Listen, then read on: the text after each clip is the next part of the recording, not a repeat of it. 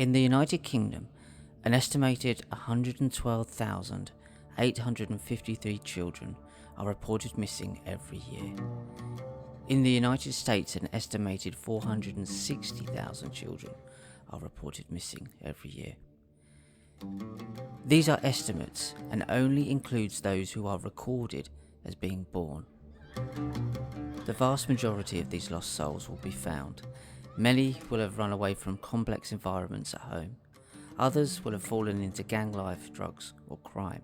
But sitting beyond these accounts, we appear to have an age-old satanic agenda that involves the sacrifice of innocents through the worship of a global cult's belief in a bloodthirsty deity they call their god.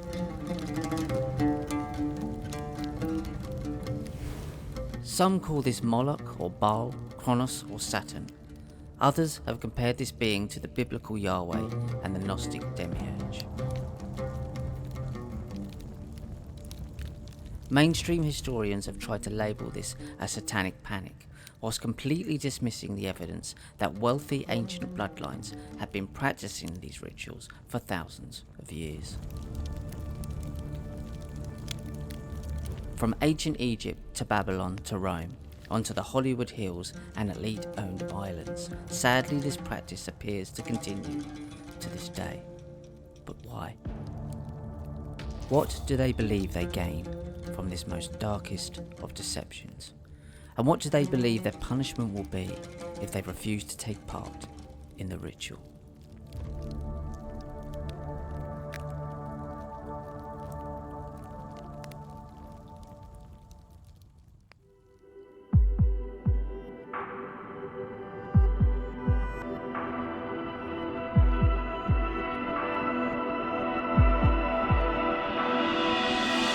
Researching and discussing these topics takes a toll on the individual. These are not the type of stories you tend to want to spend a Saturday evening researching. So with that in mind, you need a little space to process this dark information. This space we found in the beautiful Norfolk seafront of Haysborough.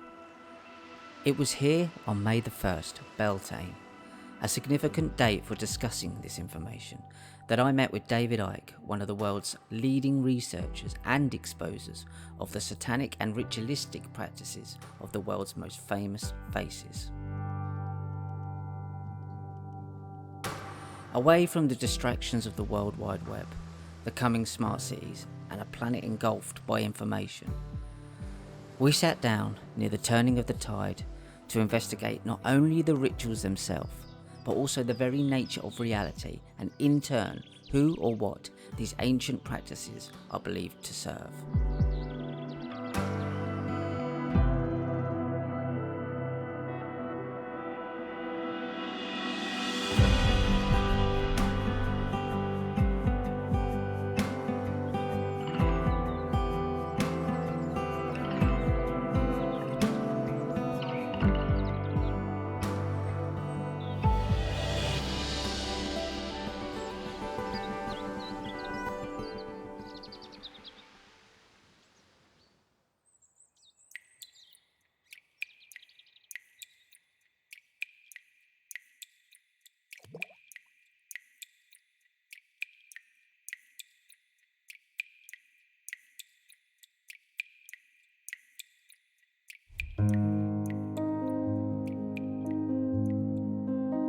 So we're out here in the wilderness, in the middle of nowhere. Oh yes. Yeah. So we can concentrate on these very disturbing themes and terms, but we can't really move forward till we understand the nature of the place we're in right now, and then go on to explain where they might be tapping into with these rituals themselves. So where are we? What are we doing here?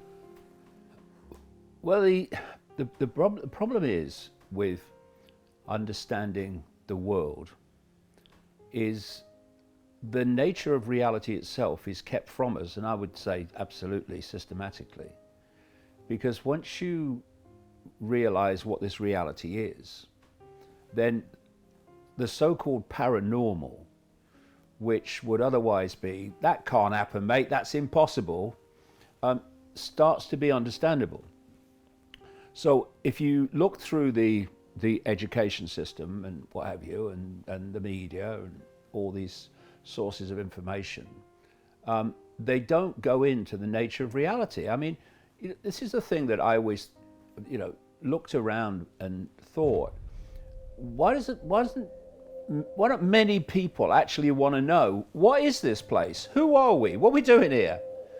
And when you start going down that road, suddenly the pennies are dropping, like a banking system, pennies dropping, that makes you see the world as it really is. And so much that would otherwise be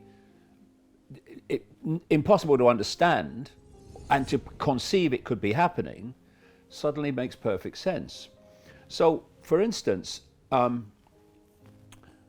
I would say that children at the earliest age that they can grasp it should be told that when they look through their eyes, they're only seeing a tiny band of frequency, and anything beyond it they can't see.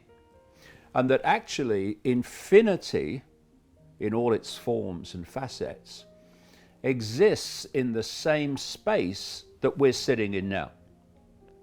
So I'm looking at you and I'm looking at this room, and what I'm seeing is what exists within the band of frequency that my sight senses can perceive. And that band of frequency is absolutely, ridiculously, ludicrously small. So according to mainstream science, the electromagnetic spectrum, which is basically human reality, is 0.005% of what exists in the universe in terms of energy in all its forms. And visible light, which is the only band of frequency we can see, everything we're looking at now is within the band of frequency of visible light, is a smear of the 0.005%. So basically humans are blind. So immediately when people say, well, you're saying that there's other entities manipulating human society, why can't we see them? Because you can see virtually damn all, mate. That's why. They operate outside of that band of frequency we call visible light. And once you realize that basic fact of reality, suddenly, like I say, the paranormal starts to not be so para, right? Yeah. So you hear people, they say, I woke up in bed one night and there was this entity at the end of the bed, and it kind of came out of nowhere, and then it just disappeared. Firstly, if we don't understand that, none of the paranormal makes sense.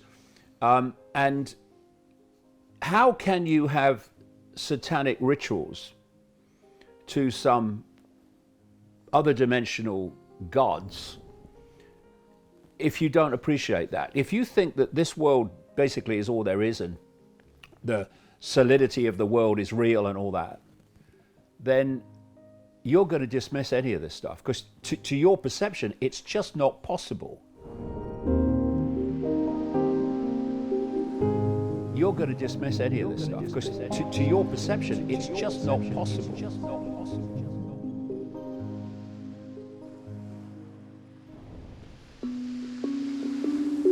And this is what they're tapping into with these rituals. And where I kind of would describe it is, if someone asked you, where did you come from before you were born, and where did you go when it's over? You obviously were somewhere and go somewhere else. There is another.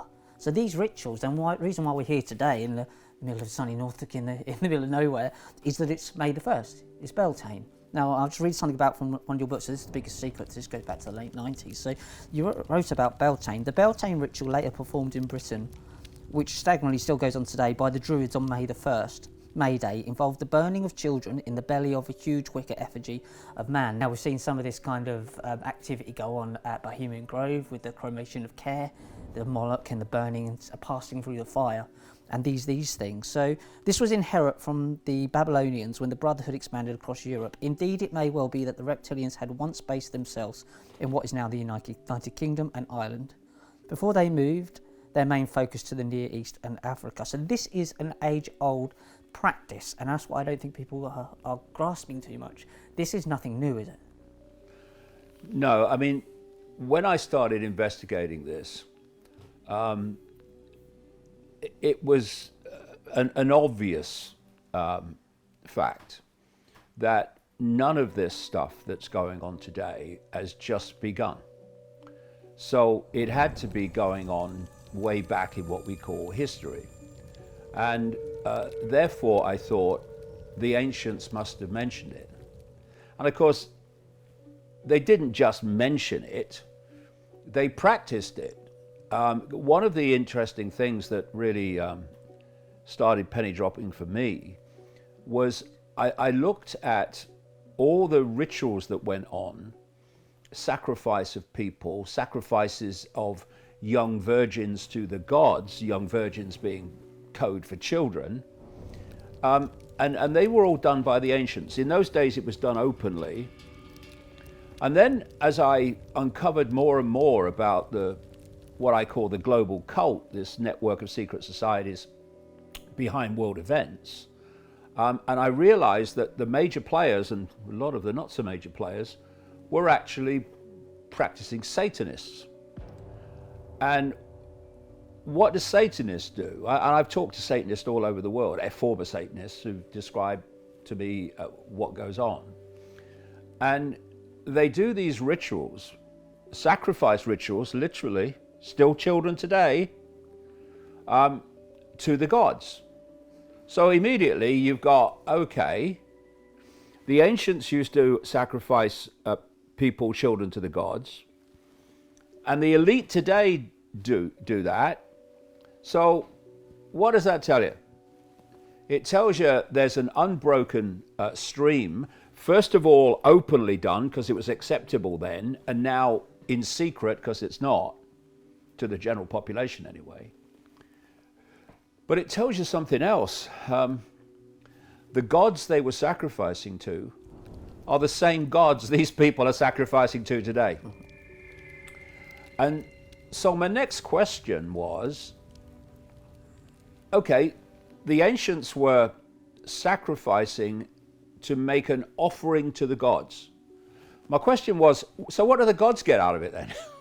Right? What do they get out of this stuff? And then you start to really get deep into what is happening. For thousands of years, this now global cult has been sacrificing adults and children to the so-called gods. So who are they, and what do they want?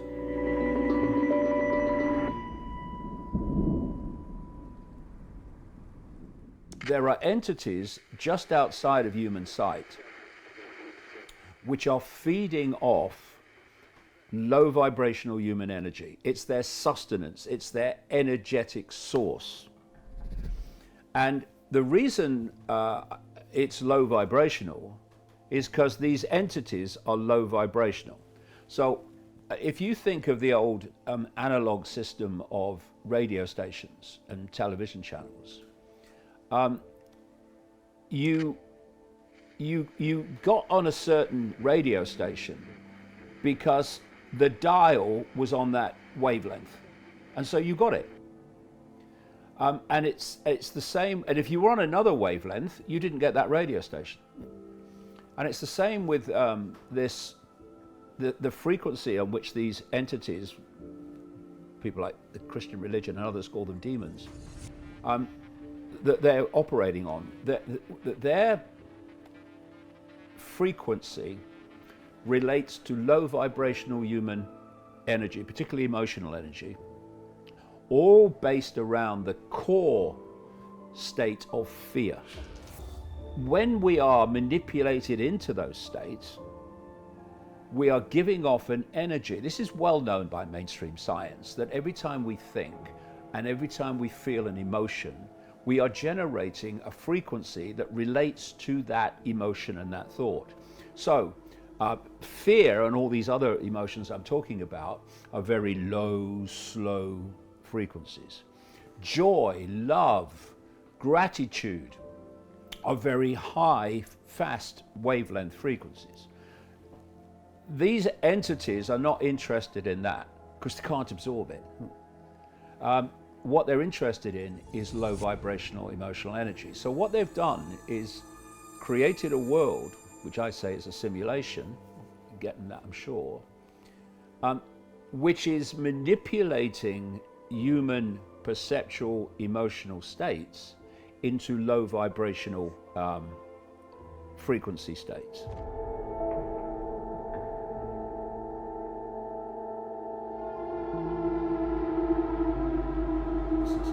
But why children mostly? Like, why do they specifically target children? Well, this is something else I've picked up over the years, that before what we call puberty, the pre-puberty period of a child's life, they're operating on a certain wavelength frequency. And then puberty comes along and there's a shift in that frequency as they're starting to enter what we call adulthood. And we experience that frequency change as a chemical change, a hormonal change. But actually, what the hormonal and the chemical is an expression of is the frequency change. What these entities want is the child's energy before that shift takes place. That's why they target children. That's one reason they target children. There are others, but that's a core foundation reason. You take a child, or you take an adult, because they sacrifice adults as well, and you put them in this terrifying situation where they're surrounded by these people in robes and hoods, and there's candles and colors and chants and all this stuff. And you build it up, you build up the terror. And as they are feeling more and more terror, which is a very, very powerful, for obvious reasons, emotional energy. So you saying that the rituals itself, they're theatrics to heighten change the feeling the terror, of the child. Yeah. To heighten the terror. And what they're also doing is, with their chants, which are frequencies, you know, what are words? What is language? They're vibrational fields generated from the vocal cord. And so all these different elements of the ritual are about creating a frequency vibrational environment. That's for another reason I'll come to why they do that. But what the key thing is that they are generating more and more extreme terror in the victim. And eventually, when they come to the point of the sacrifice, that terror is at its height. Yeah. And what happens when the body is in a state of terror is an adrenaline is released into the blood. You would understand why that is. And so what happens is the Satanists in the visible light realm, the five sense realm, the human realm, they drink that blood with the adrenaline in it, and to them it's a drug.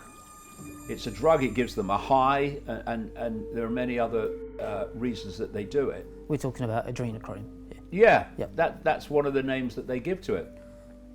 But while they're doing that, that's how they're consuming the terror of the victim via the blood. Yep. The entities in another reality outside of visible light, outside of the human reality, they're feeding off the energy coming off the sacrificial victim, that energy of terror. That's the offering to the gods. The gods are absorbing that. And it's a very concentrated form of what they're absorbing as a matter of course from the low vibrational emotional states of the population. And I've talked to Satanists over the years, former Satanists, who say that in the major rituals, the energetic environment that is generated is such that these entities can actually morph into this reality where you can actually see them. They can't stay for very long, but they do morph into this reality to become part of the ritual. And one of the reasons, or a key reason, that these rituals are done at the same place over and over and over again is because the constant repetition of that ritual thins out the vibrational wavelength difference between this reality and the reality where these entities are. So say somewhere like Jerusalem now, with Gaza happening, and obviously the genocide in Gaza, that's thinning out the atmosphere for possibly, we will talk about later what the possible plan is for that, but a place where they could come into this reality. The amount of wars beyond there, how they call it the Holy Land still, is beyond my understanding. Yeah, well, you raise a very, very important point, Rich, here, because, you know, once you understand this dynamic where these entities outside of human sight are feeding off this low vibrational human energy, world events take on a very different light. For instance, a war is not like a world war. It's not just people fighting with each other. The act of fighting, the act of fear of being defeated, all the people back home who have loved ones doing the fighting, who are terrified that their loved one won't come home, they're all generating Just dragging them in. massive amounts of low vibrational emotional energy and mental energy. And so from that point of view, a war is suddenly a massive global, in terms of world wars, sacrificial ritual. It is hard to get your head around how anyone could commit these horrific acts against anyone, let alone children. How can anyone truly believe in the moral supremacy of a god or gods that demand the sacrifice of a child to appease them? It scrambles the logical mind. Perhaps then, these Satanists are of another mind, an ancient mind, the reptilian mind of the R-complex. You've mentioned in the quote, obviously I'm well known for talking about reptilian entities, because these entities just outside of human sight, in what we call the astral dimension or fourth dimension, if you take this to be the third dimension, a lot of them do take a reptilian form, which is why the whole reptilian theme goes way back into ancient times. Do you think that they take a reptilian form because they understand the psychology of humans, that possibly is the most terrifying form they can take? I remember the great Credo Mutwa, the Zulu shaman and historian, who I spent a lot of time with over the years. He said to me, if you want to understand, when I first met him, he said, if you want to understand the Illuminati, which is the name he gave to this global cult, as I call it, study the reptile. And I did. You know, I went to crocodile farms and alligator farms and what have you. What they did was they would do demonstrations. So I watched one in Australia where this guy got in this open pen with these crocodiles, and he had a stick in his hand. And he said, when I do this, the crocodile will do that. And every time he did it, the crocodile did exactly what he said it would do. The reptilian genetics is like a computer program. It's like a software program. And I say these reptilians, not necessarily all reptilians in all infinite existence, but those I'm talking about, I say they're AI. They're a very advanced form of AI, well beyond anything that we see even now in the expanding AI of the human world. They're a form of AI, and they're extremely predictable, and they have no emotion. And to bring together the whole reptilian concept and what I've said about the survival mechanism, the survival mode, which is very much about producing low vibrational energy, am I going to survive? It comes down to something which actually scientists call the R-complex, or the reptilian brain. And when I came across this, I thought the chances of that being a coincidence are, relatively low, because the back of the brain here, this brainstem here, it's called by science the reptilian brain, and this is where this is where our survival response comes from.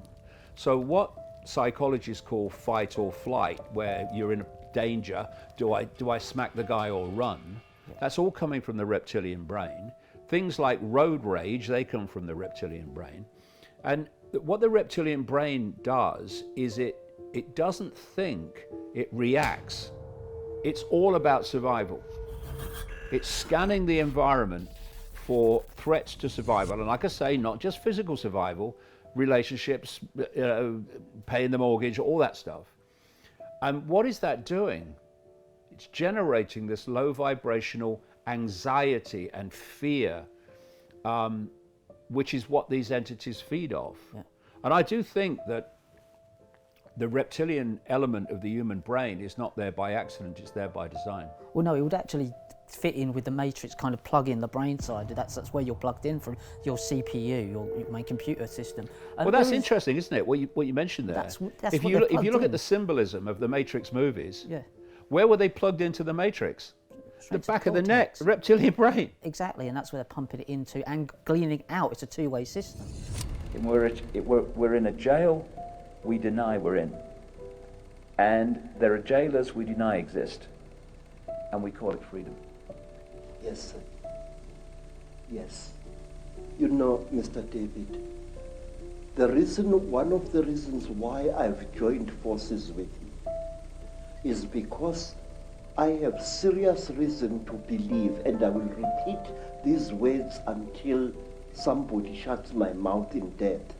I have serious reason to believe that on this planet, things are coming to a head, and our invisible jailers are going to fight tooth and nail to prevent it.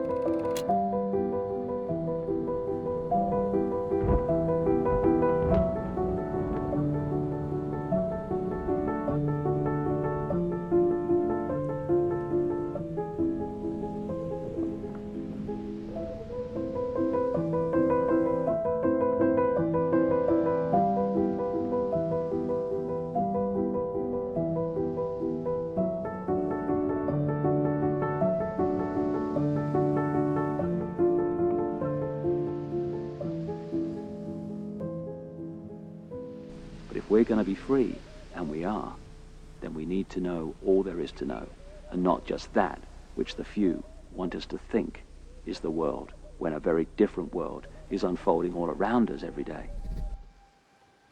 So when we're talking about the reptilian brain, the first thing that pops to mind is, literally, no pun intended, is Carlos Castaneda and the guys that he was around that gave him this information. You have a quote from the book, Yeah. The Trap, and I know it's a quote that you've also put in other books like The Children of Matrix and The Big Secret, but this, absolutely, 1991 this came out, and this completely describes what you've just said. Yeah, and the thing is that, like I say, if only you know it, then why do I only me know? Why do only me know it? So you're looking for other people, necessarily about the big picture, but you're looking for other people that have got elements of the picture that correspond with what you're uncovering. So there's a kind of a cross-reference going on, Yeah. where people in ancient times are saying the same things as what you're saying now from your own research. And there's a correlation starts to emerge. And this is a quote from a book of Carlos Castaneda, who wrote a lot about his interactions with a Central American shaman called Don Juan Matus.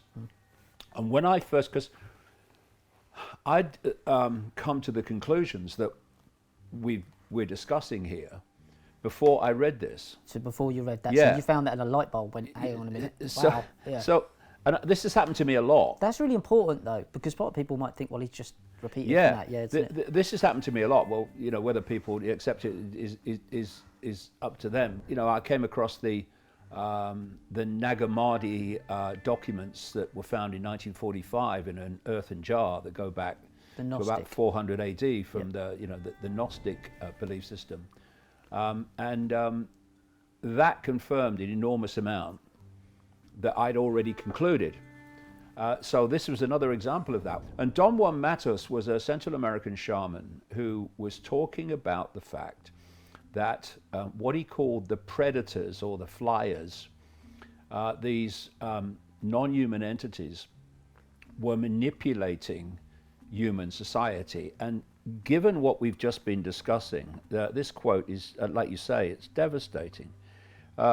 He says, talking of these entities, they took us over because we are food to them, and they squeeze us mercilessly because we are their sustenance. This is the low vibrational energy. Just as we rear chickens in coops, the predators rear us in human coops, humaneros. Therefore, their food is always available to them. They have to keep us in these low vibrational mental and emotional states, because then we're generating their sustenance, their food. He says, in order to keep us obedient, meek, and weak, the predators engage themselves in a stupendous maneuver.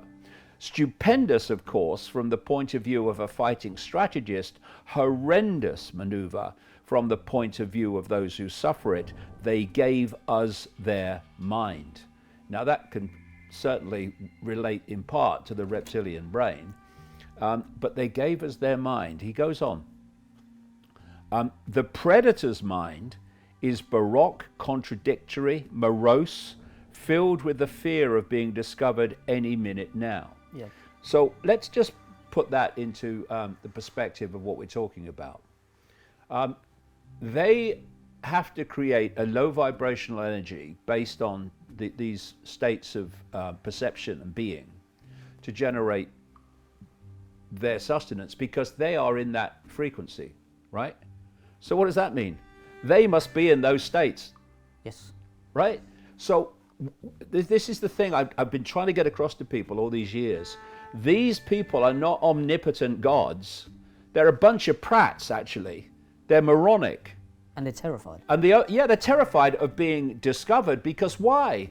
When they're discovered and people realize that their low vibrational mental and emotional states are being manipulated for this end, then they have the choice, the possibility of breaking out into something else from that realization, and then the food source is gone. So they're terrified that people will wait. So I don't want anyone waking up. So I don't want any people in states of peace and love and harmony, balance. They don't want that because they don't generate the energy. And so it all starts to fit together once the dots start to connect. And Don Juan Matos goes on.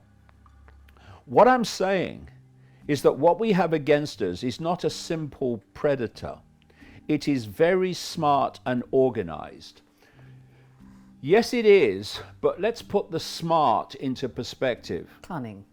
It's smart not because it is omnipotently intelligent, Yes. but because it manipulates the human world and human society to put humans in a fraction of their potential for intelligence and creativity and all these things. So it goes on, he goes on, it follows a methodical system to render us useless. It's a methodical system to keep us in ignorance of what they know. Yep. This is why in the human realm we have what I call the global cult, which is a global network of secret societies which at its core is interacting with these entities. Which you call the spider. I call these entities the spider in the center of the global web, yeah. And the whole foundation of this global cult through control of the education system, in fact they created it, not least in America through the Rockefellers, through control of the media, control of information. They suppress this information that they have and they don't want us to have, and they emphasize a load of nonsensical information. To what? to keep us in ignorance. He goes on, and this is key. Man, the magical being that he is destined to be, is no longer magical. He's an average piece of meat. There are no more dreams for man, but the dreams of an animal who is being raised to be a piece of meat, trite, conventional, imbecilic. And this is the point. The magical being he is destined to be. We, the true I, are consciousness, a state of infinite, eternal awareness. And what this manipulation has sought to do, and has achieved, but people are starting to, quote, wake up now, transfer or transform our sense of identity, our sense of the I, from I am all there is, has been, and ever can be, having a brief human experience, to I am the human experience.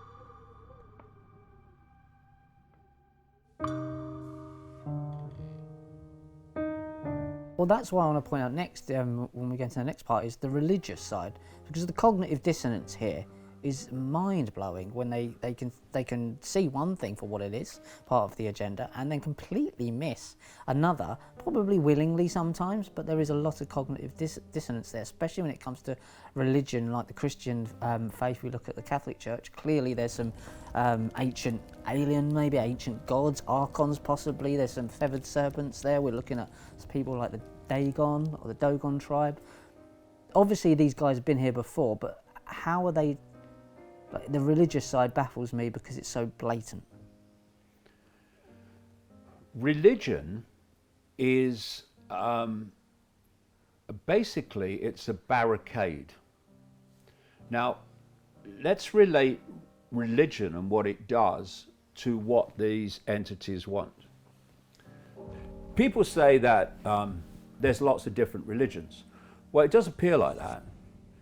But when you break them down to their foundations, they're basically the same blueprint. And it's a blueprint that suits the entities. So every religion has its God, its version of God, which the congregation is supposed to worship.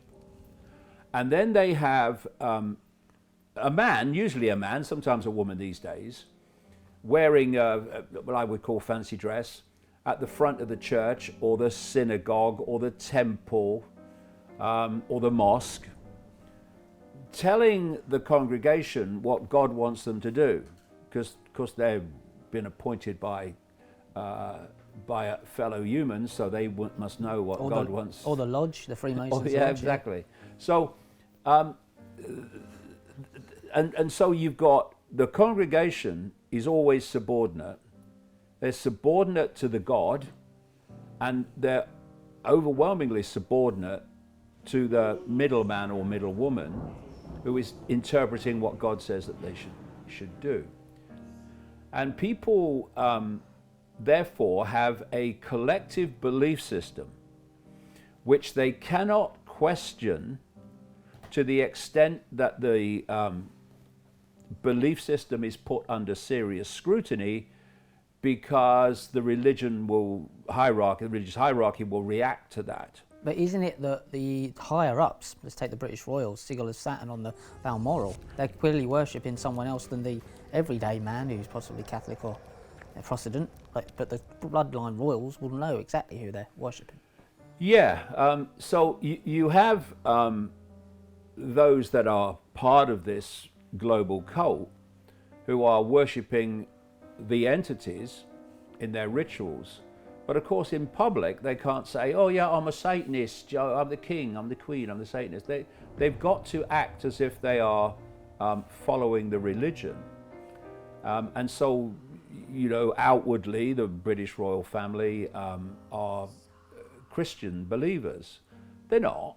I mean, you haven't got to do that much research, and if you've been around for 35 years like me, you've done a hell of a lot of research that shows that they are worshipping a very different God to the one that Christians think they're worshipping.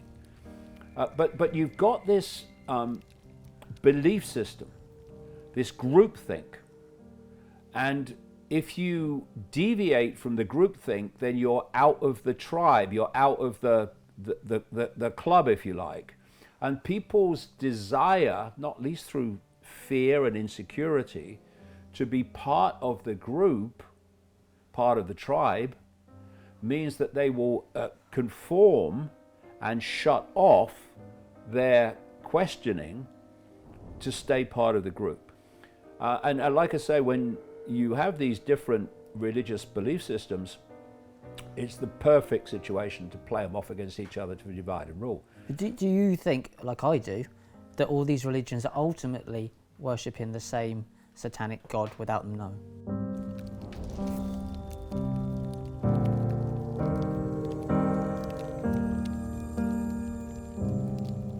100%, Rich. When I look at the Old Testament God, I see a bloodthirsty tyrant. I don't see a loving God.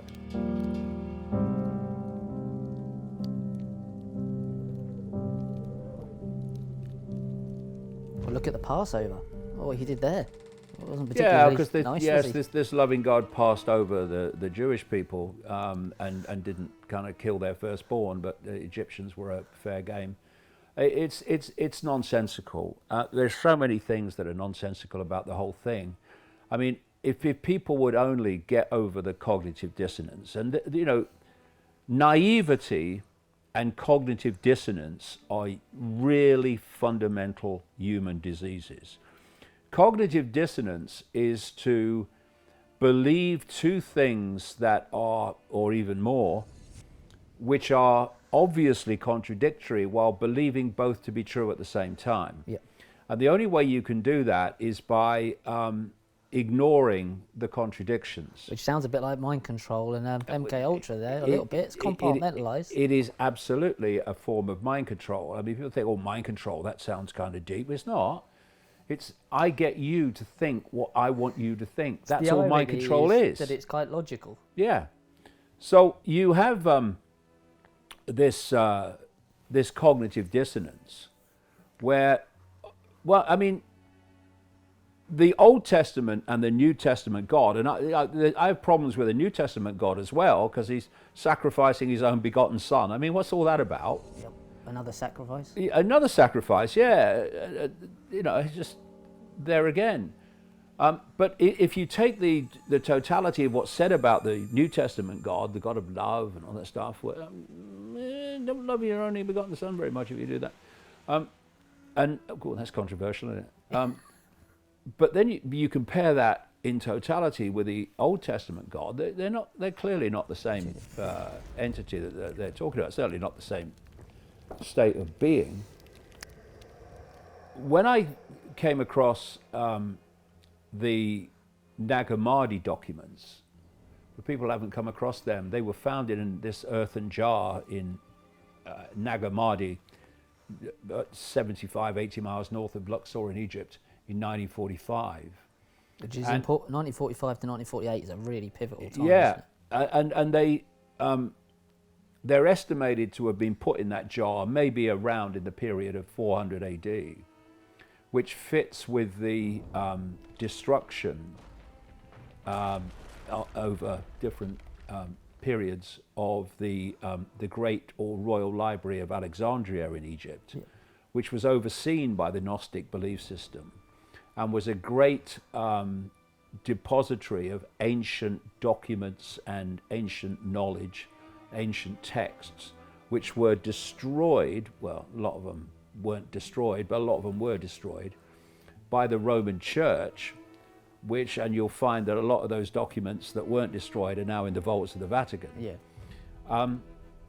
And they saw, the Gnostics, they believed that this reality was created by not the God, but by this entity which they call Yaldabaoth. And Yaldabaoth, and the way that's described, also called the demiurge in some descriptions as well, relates to the way Satan and the devil is described. And Yahweh. Yahweh, the Old Testament God. And then if you go to Islam, they talk about Shaitan or Iblis. Yep. Satan, Shaitan, hello? And they have the idea of some demonic supporting cast of this devil, Yaldabaoth, Shaitan. In Christianity, they call them demons. Yep. In Islam, they call them jinn. Gnostics called them archons, which is a Greek word meaning rulers, and so on and so forth. It goes on in different Genie. different comes into cultures. it. Granting you a wish, genie. Genies, yeah. I mean that comes from genie. Wasn't there a song called Gin Genie? I think there was. Gin is quite a good idea.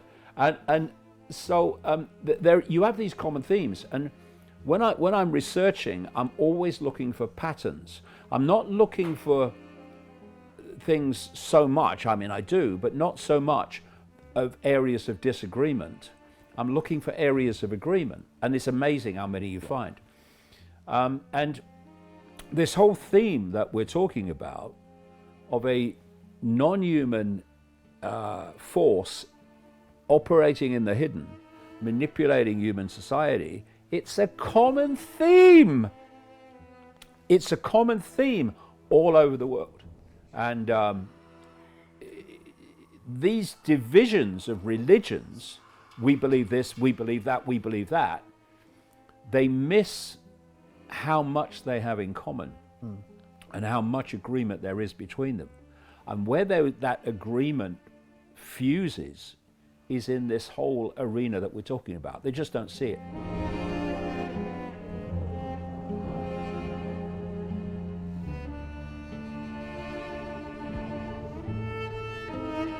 With such a vast network of a conspiracy that goes back thousands of years, how is it that they are able to hide what they are doing in plain sight? Surely there would be those speaking out about this on a daily basis. Who are the keepers of the ritual? The keepers of the elite.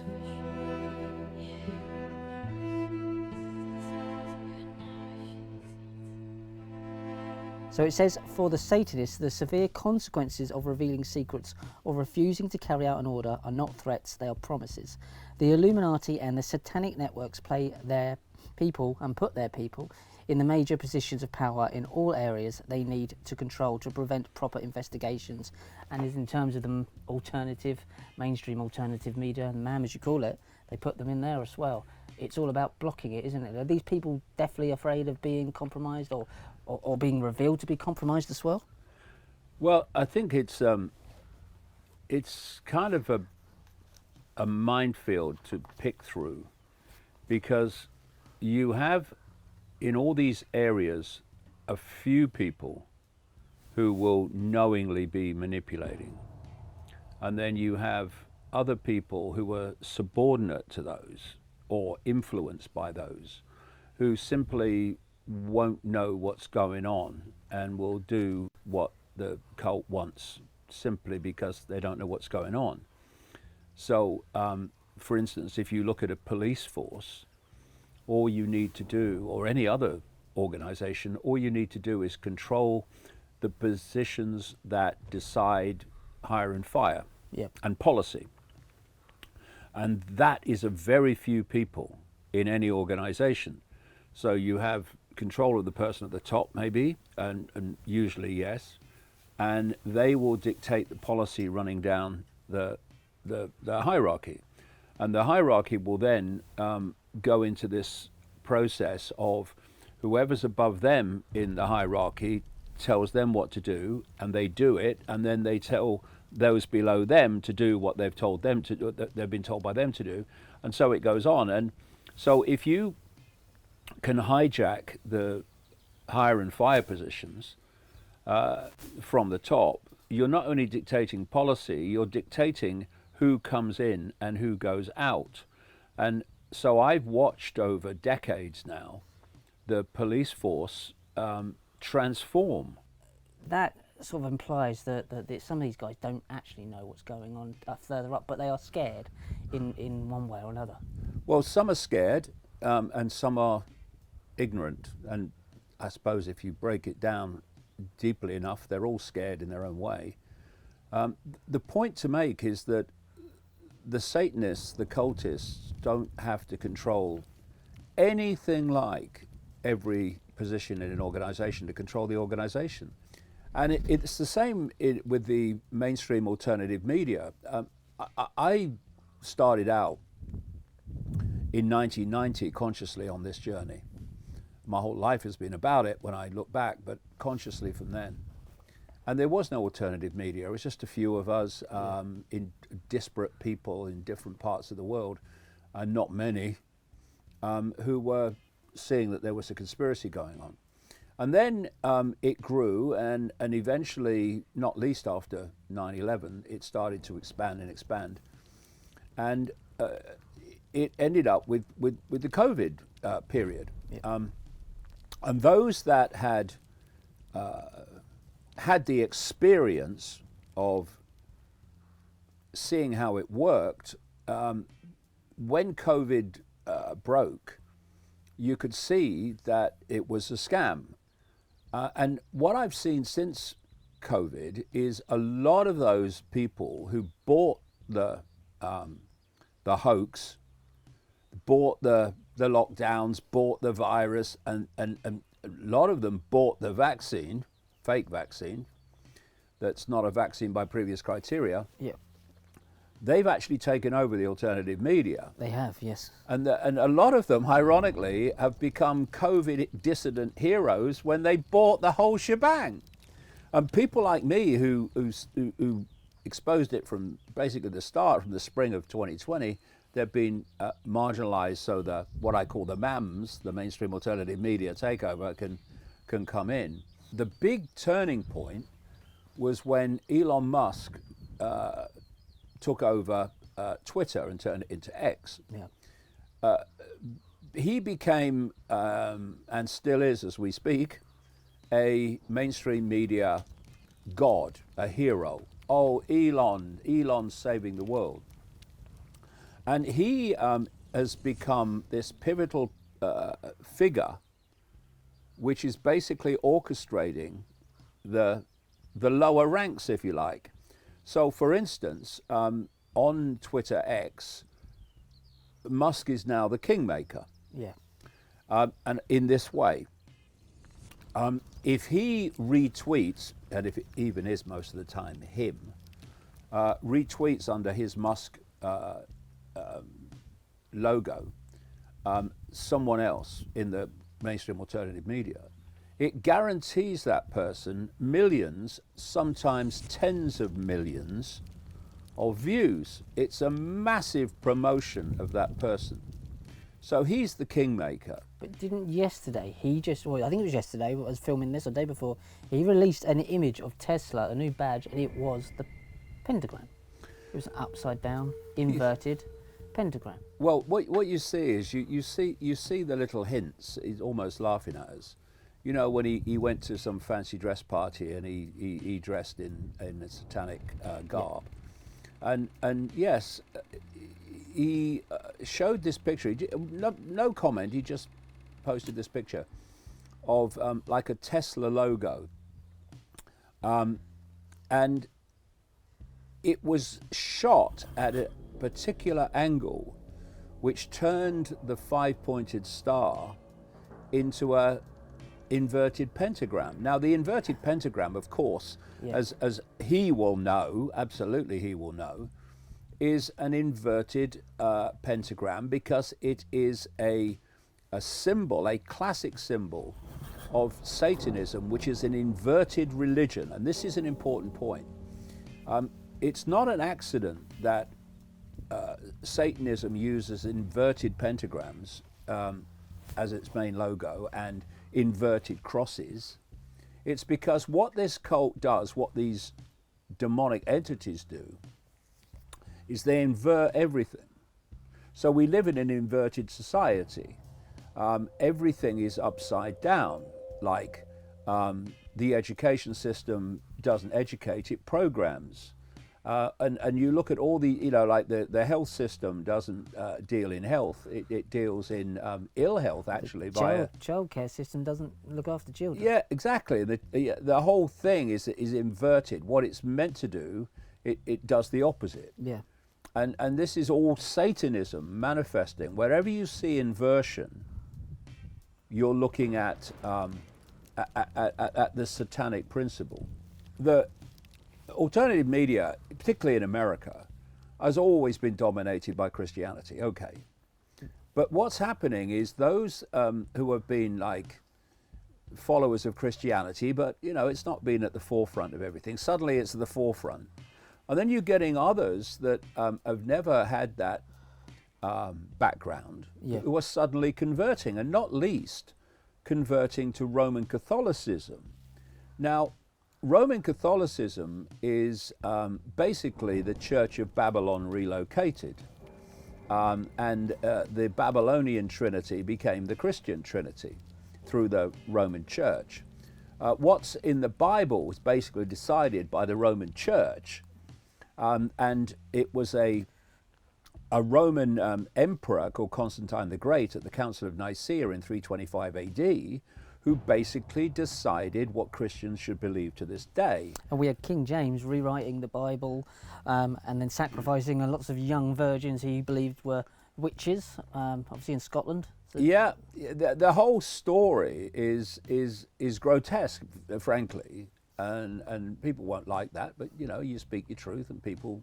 But it is what it is. It's undeniable. It happened. It is what it is. And so I've looked at this and I'm thinking, why are all these people... We've got a Dutch activist called Eva Vlandingerbroek, who's converted to Catholicism, Roman Catholicism. We've got Jordan Peterson's wife, who has converted to Catholicism.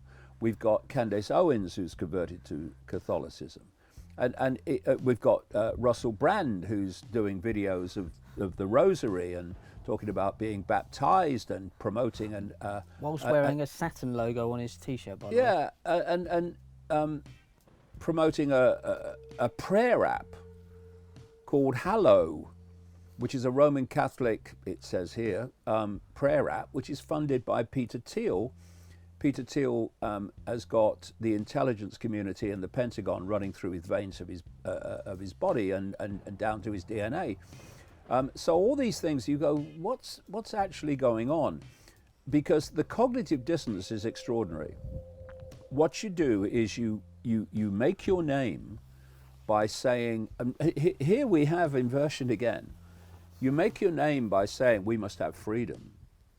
And then you convert to a church which has a history of grotesque mass slaughter and torture of those that committed the crime of having a different opinion to the Roman Church. Child abuse as well. Oh, the child abuse networks, of course, are legendary within the Roman Catholic Church. Well, this is what I wonder, and I'm not saying a specific person that's compromised, but you've got Jeffrey Epstein, obviously, Lolita Express, Lolita being a soft porn movie that came out in the 70s with young girls. We have Jimmy Savile closely connected to the British royals, a Peter Ball, who was a paedophile bishop that Charles was close to. How far do you think that these guys are up the pecking order? Because like someone like Musk, he is answering to someone. Musk is a gopher. Yeah. So, okay. What is going on? And we talk about perception control and mind control. What's the ultimate mind control? It is to connect the human brain to artificial intelligence, so artificial intelligence becomes the human mind. So humanity becomes a hive mind in which its perceptions, thus its emotional state, thus the louche that it produces, is dictated en masse ultimately from a central point. And to achieve that, you need to create an artificial electromagnetic cloud, as they're calling it, that covers every inch of the planet. Thus, every human being, no matter where they are, can be connected to it. And what is Musk doing? He is through SpaceX, which is actually a Pentagon NASA operation. He's the front man. The pentagram there again. Yeah. So SpaceX is leading the way in putting up. He boasts about it on Twitter X all the time. More rockets have gone up to launch low orbit satellites that are beaming this cloud, 4G, 5G, 6G, 7G to come. The way that we are supposed to be connected to the cloud is through nanotechnology. And I saw an interview with Musk in which he was challenged by the interviewer, which is rare, who said, look, why would anyone want to have a piece of the skull taken away for one of your implants to go in? And he said, oh yeah, but you wouldn't necessarily have to do that. You could put it in through the veins. You could put it in through the veins, Elon. Yeah, you mean it like in the COVID fake vaccine with the self-replicating nanotechnology that was been put in via those fake vaccines. Yeah, I bet you got told off after letting that one slip. Yeah, so that just gives you an indication that he's a seller of concepts. Not necessarily everything is that he's involved in is how it's meant to be, but he's selling the concept. And yet, people who talk about freedom, they talk about not giving your power away. They're buying it all.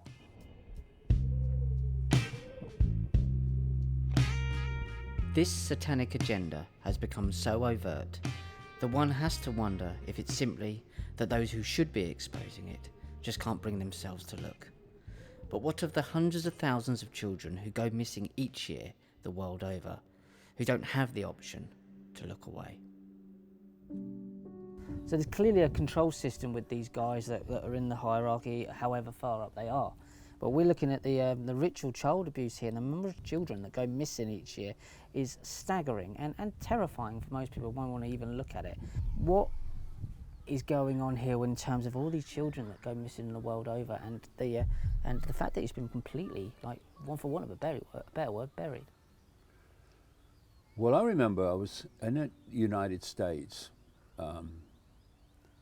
would be in the late 1990s, and I met a lady, lovely lady, who, it's a long story, but her husband had been murdered, and she was,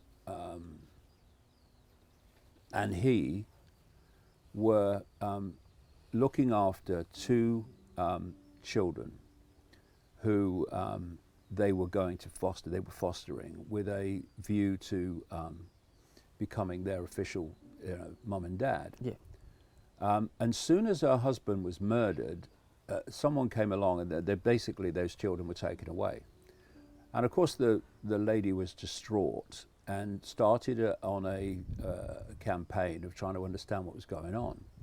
And I did as much as I could to help her at the time. And where it led was the fact that, these children were taken away by the cult, right? And what it involved me doing one day was calling the federal government in America and asking them how many children go missing in America every year. And what they told me was they didn't keep the figures. I would have to call every state to find out, right? They probably could have told me how many cars went missing, but not children. Yeah. So I started. I was ringing state after state after state. And by the time I got to 10 to 12, the number was off the Richter scale. This is the illusion. The illusion that only those children that appear on the news as going missing and a big search is going on, only that number represents how many children go missing in the world every day. Nothing like. The number is absolutely fantastic. And I'm talking to Credo Mutwa one day, the Zulu shaman, and he was telling me how they, in his village in South Africa, they had a network of men who were basically policing the disappearance of children. That people would kind of start to appear. A lot of them were Chinese, he said, funnily enough. And he said what would then happen is children would start to go missing. And this got to such a degree that they put this network of men in the village together to basically act like a police force to protect the kids. Right. So what I'm saying is this is happening all over the world. Yeah. So the question is, where are these children ending up? Sure. Yep. Now, it's very clear from my research over the years that a lot of them end up in underground bases.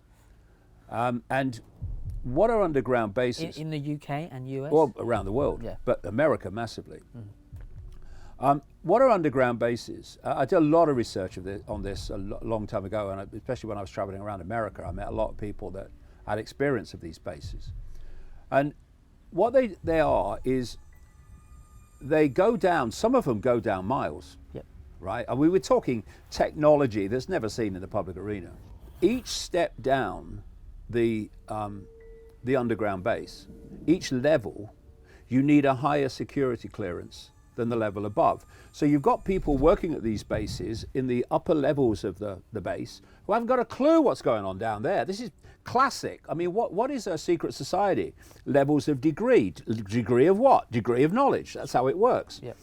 And so it gets to the point, and you know, I've talked to people who've worked in these bases and have done this. It gets to the point where the level of security is so fierce that they're weighed in and they're weighed out. Yep.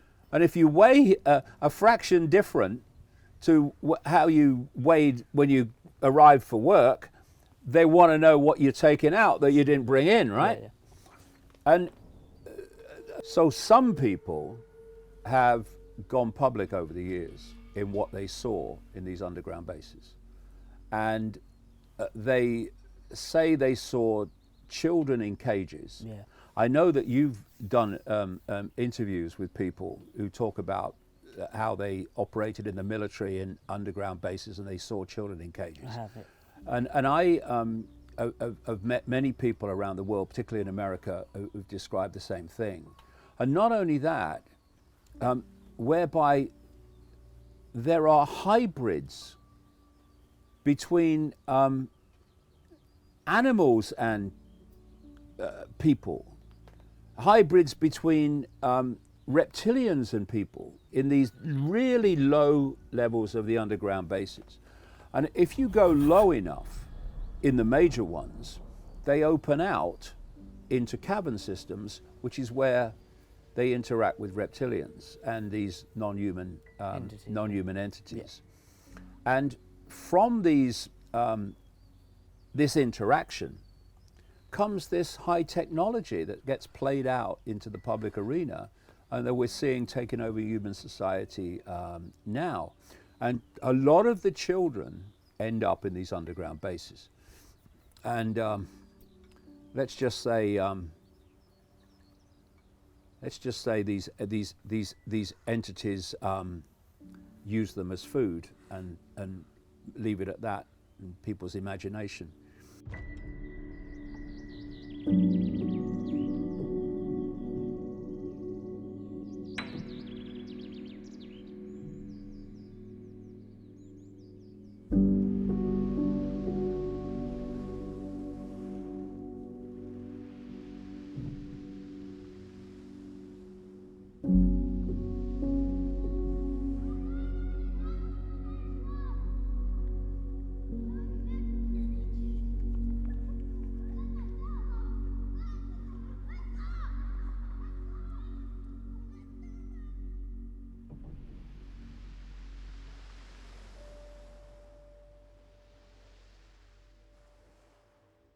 And then you've got other children who disappear, who end up in the global paedophile rings. Now, So what do you mean by a global paedophile ring? People often think that it's just like, you know, Bob down the road who's a bit dodgy, but there's an actual network here which ties into the compromat Yeah. of the likes of Jimmy Savile and Epstein and these guys that are compromising other people to do certain things. This is a big part of how they get done what they need to get done. well, I've said over the years that Satanism and paedophilia, those rings interconnect. Yeah. They don't interconnect, you know, necessarily at the level of some bloke on the council estate, but they interconnect at the controlling core. Why is that? Well, we come back to energy. We talked about the sacrificial rituals where these entities are feeding off the energy of the terror. But paedophilia is also about taking energy, particularly of children, in the same way. So you'll have a paedophile who is sexually abusing a child, and that paedophile will be possessed by one of these non-human entities operating from another reality. And what happens is, through the conduit of the paedophile, the entity is drawing off the energy of the child. Now, I've not just heard this once or twice. I've not just heard this in the West. I've heard this all over the world, where you've got shamans who talk about the fact that you have a life force, energetic field, and after this paedophilia takes place, that life force is greatly diminished. It's a lot less bright than it was before, Yeah. a lot less vibrant than it was before, because it's been taken. You've been energy vampired, right? And this is what paedophilia is massively about. Not only that, you see, the reason they sexually abuse children that they want to use in mind control programs like the infamous MK Ultra in America is because whether they're boys or whether they're girls, the foundation of paedophilia is anal sex. And if you look at the impact of this, it sends a shock up the spine and it hits the brain. Right. And the brain basically fractures in terms of the way that it processes Like a honeycomb. information. Yeah. Yeah. It fractures. And they do that. And once that fracturing has taken place, these kids become much more open to mind control. Well, that's what I was going to say. So with the royals, just to pick up on what you said there, you said vampire, and we've obviously got the royal connection to Vlad the Impaler. These hybrid bloodlines, like the British royals, like these black nobility bloodlines, are we looking at bloodlines that are more easily possessed because they have a resonance with maybe an off-world entity? These are different types of people. You're looking at, they call them blue bloods, obviously. So are we looking at a different hybrid bloodline here? Because We are talking about hybrid bloodlines, and this is a very important area. Why do over the centuries, over the thousands of years, why does royalty and aristocracy consider itself genetically superior? yeah, Because they are a different genetics. They are hybrids. You can have dual information fields. Imagine two Wi-Fi fields. Example, one has the human Yep. coding, one has the reptilian coding. That's the hybrid. They're two fields of information. So what happens is the hybrids put forward the human field most of the time. Well, all the time. How do they control that? Except Like- they're when they're in a safe position. Well, that's an interesting point. A lot of it is just the way that the whole thing's designed, but it's also about a mental state as well. Right. That gets very deep. How they do that. But so most of the time, any observer is decoding the information field, like the Wi-Fi field, into what appears to be a human. But behind that is, say, a reptilian or a non-human field.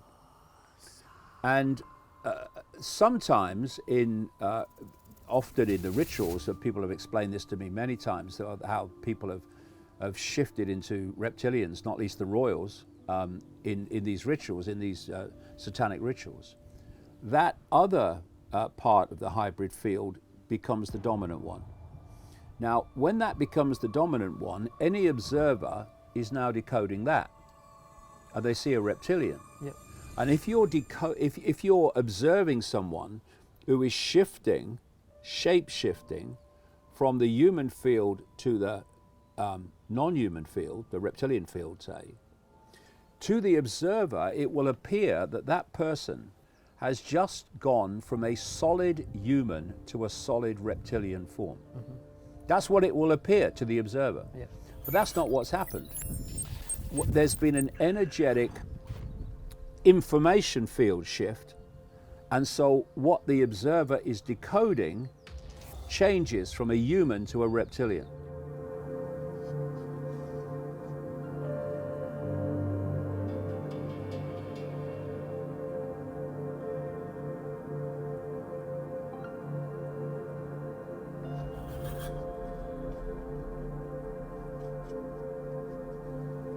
Over the years, I've met people who've taken part in these rituals, and one of them with the royals, the Queen Mother as was at the time, and they've described how they shift within the ritual, because in the ritual, of course, first of all, it's a completely different vibrational frequency environment in which this shift becomes very simple to do. I remember when this started for me was in America. When I first went to America, I was talking to no one. But in a period of 15 days, as I traveled around America, a different place every day, I met 12 different people who told me the same story of seeing someone who appeared to be human shift into a non-human form. Amongst the rocks on the Matopo Mountains, you find a species of lizard which you don't find anywhere in Africa or the world. A species of lizard which responds to the call of a human being. Isn't it a staggering coincidence that Cecil Rhodes, one of the greatest Illuminati frontmen, perhaps certainly of modern times, who did so much to imprison Africa, should choose to be buried at the point where this is all going on? When you stand back and take a look at this, it all appears to be so blatant and out in the open. So why is it that the vast majority of the world population remain oblivious to what is going on? Even the events of 2019 and the entire COVID scam failed to wake billions of people up. It really does appear that we live in two worlds, a two-world order of those who can see and of those who are sleepwalking into oblivion. How much longer can this carry on?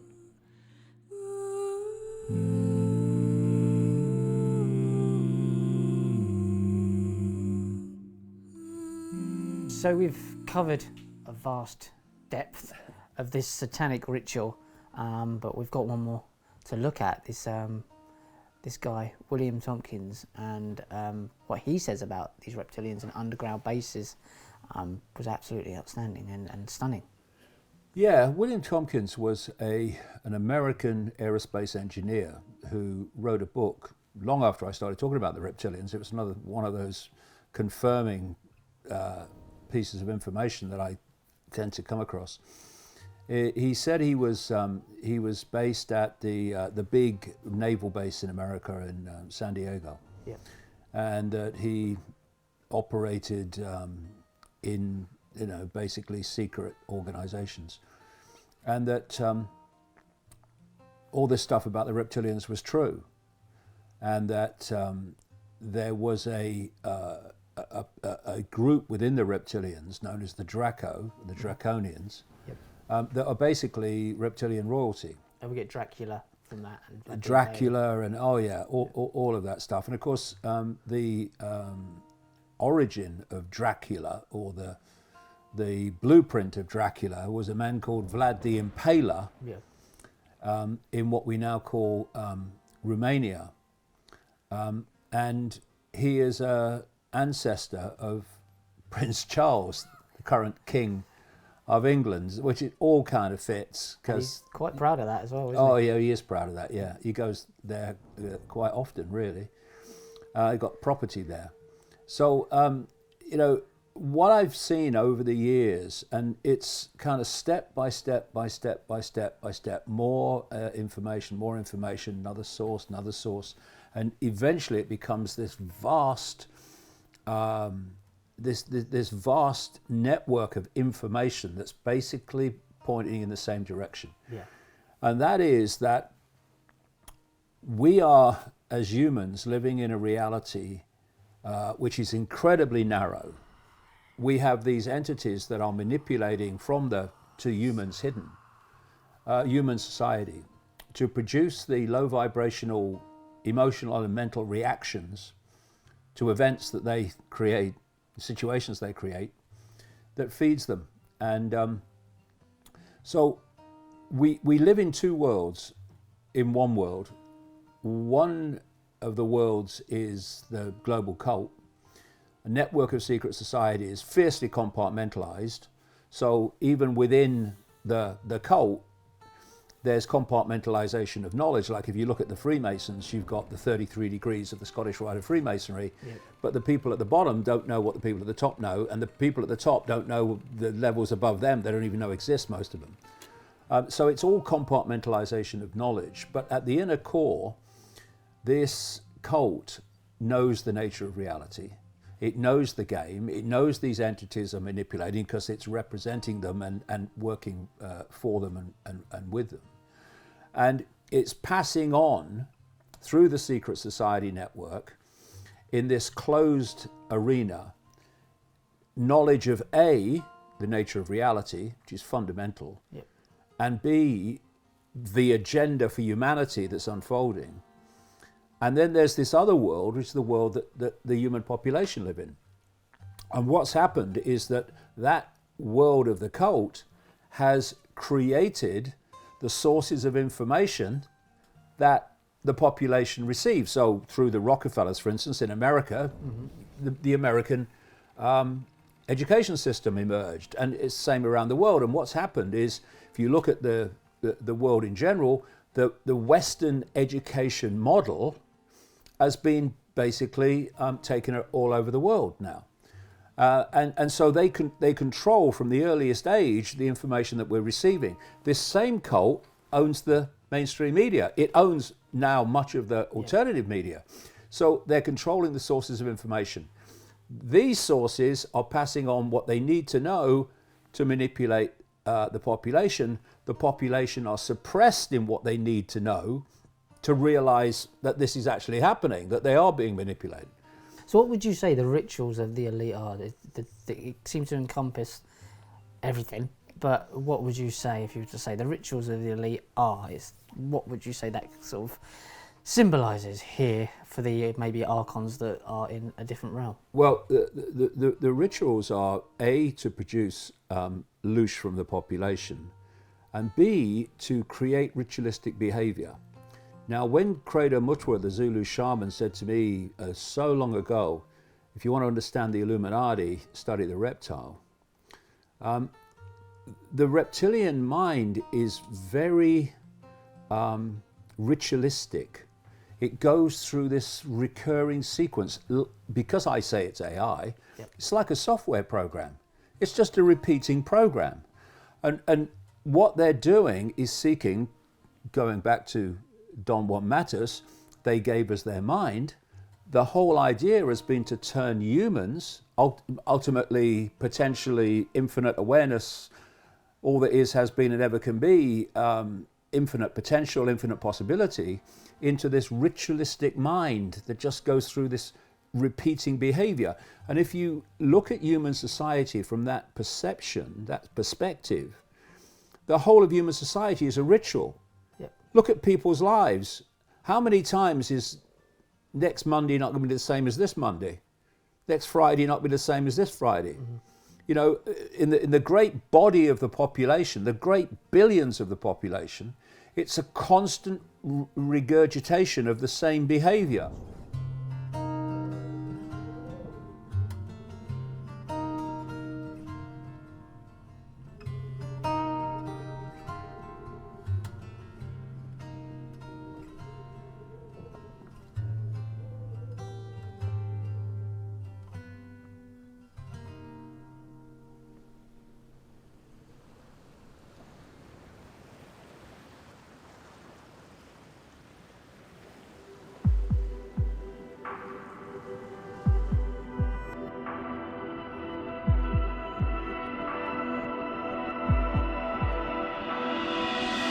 I mean, the whole thing's a ritual. Even yes sir, no sir, do what I say. Yes sir, no sir, do what I say is a ritual. It's all ritualistic.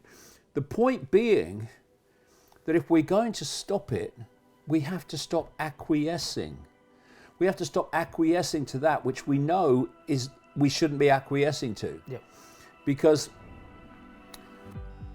you know, you've got three groups of people in human society. You've got those that just unquestioningly obey without any thought. They just obey. What authority says, we better do it. Yep.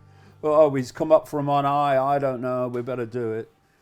Then you've got the next level, or the next group, that knows it shouldn't be doing it. It knows there's a scam going on, at least to some level. But it obeys and acquiesces anyway because it fears the consequences of not acquiescing. During the COVID period, you saw that absolutely crystal clear. The unquestioning group, and that which I can see it's a scam, but I don't want the consequences of challenging it. Then you've got the third group. And by the way, the first two groups, they've been responsible for every single tyranny in history. Yep. Because tyrannies aren't imposed by fascists or communists. There's never enough of them. They're imposed by the population acquiescing to the fascists and the communists. That's how it works. And so then you've got the third group. And the third group says, I can see it's a scam, I'm not cooperating. I can see it's a scam and I'm not acquiescing. And that's the group that has ended every tyranny in history, because that's the group that started the process that's brought down the tyranny by simply saying no. And what we need, because you know the first group of unquestioning is probably a lost cause at this point, we need that middle group that can see it's a scam or levels of it, but are frightened of the consequences. They need to grow a pair. They need to grow a spine, and they need to join the group that says, I can see it and I'm not having it, I'm not cooperating with it. Because once that starts to happen, especially if people grasp the game that is being played. I mean, if you don't know the game that's being played, the game's going to play you, because you're not going to be aware of the rules. Yeah. And what's happening. But if we can get more of that group to say no, then the house of cards comes down. Yeah. And if they don't, it won't. It's simple as that. It's just a choice. There you go. Okay, cut there. Perfect.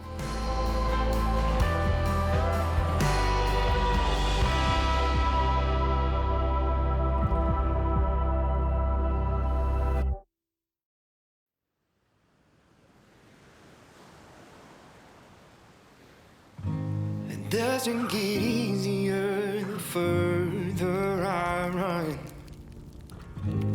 It gets harder to carry the weight of what I've done. I am speaking from experience. I don't wanna run.